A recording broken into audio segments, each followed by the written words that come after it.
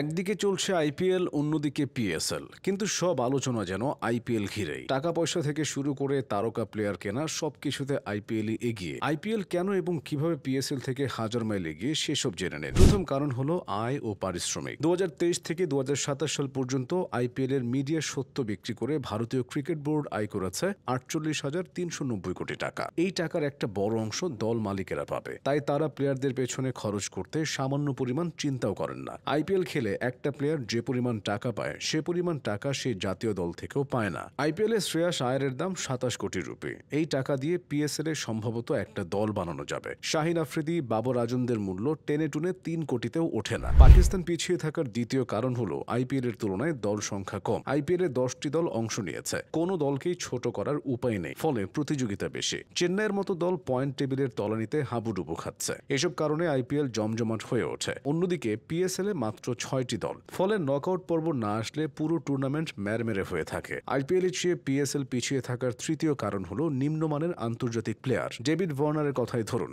Warner IPL এ দল পাননি, অথচ পিএসএল এ তিনি অধিনায়ক। শুধু তাই না, আইপিএল এ বাংলাদেশের কোনো প্লেয়ার না থাকলেও পিএসএল এ একাধিক প্লেয়ার জায়গা পেয়েছে। শুধু তাই না, রশিদ খান আইপিএল খেলবেন বলে পিএসএল খেলছেন না, রশিদের জায়গায় রিশাদ হোসেন খেলছেন। গ্লেন ফিলিপসের মতো অলরাউন্ডার আইপিএল এ পানি টানছেন। এতেই স্পষ্ট হয় বিশ্বমানের প্লেয়াররা আইপিএল কে যতটা গুরুত্ব দেন, পিএসএল কে ততটা দেন না। পিএসএল পিছিয়ে থাকার চতুর্থ কারণটা ঐতিহ্যগত। আইপিএল এর যে ঐতিহ্য আছে পিএসএল এর তার অর্ধেকও নেই। সেই 2008 সাল থেকে ইন্ডিয়ান প্রিমিয়ার লিগ চলছে, অথচ পিএসএল শুরু হয়েছে 2016 সাল থেকে, মানে বিপিএল এরও পরে। পাকিস্তানের পিছিয়ে পড়ার পঞ্চম কারণটা ফ্যান বেস সম্পর্কিত। কোহলির কারণে আরসিবির কোটি কোটি ভক্ত আছে। চেন্নাইয়ের সমর্থকেরা তো ধোনি বলতে পাগল। মুম্বাই আছে রোহিত শর্মা। এভাবে আইপিএল এ এক একটা প্লেয়ারকে ঘিরে বিশাল ফ্যান বেস তৈরি হয়েছে। পিএসএল এ তেমনটা দেখা যায় না। বাবর আজম, শাহিন শাহ আফ্রিদিরা ধোনি, কোহলিদের মতো কিংবদন্তি হয়ে উঠতে পারেননি। একটা টুর্নামেন্টের উত্তাপ বাড়িয়ে দেয় হার্ড হিটার ব্যাটসম্যানরা। এখানেও পাকিস্তান পিছিয়ে আছে। সাইম আইয়ুব, ফখর জামানরা ছাড়া পিএসএল এ বলার মতো কোনো তরুণ হার্ড হিটার নেই, অথচ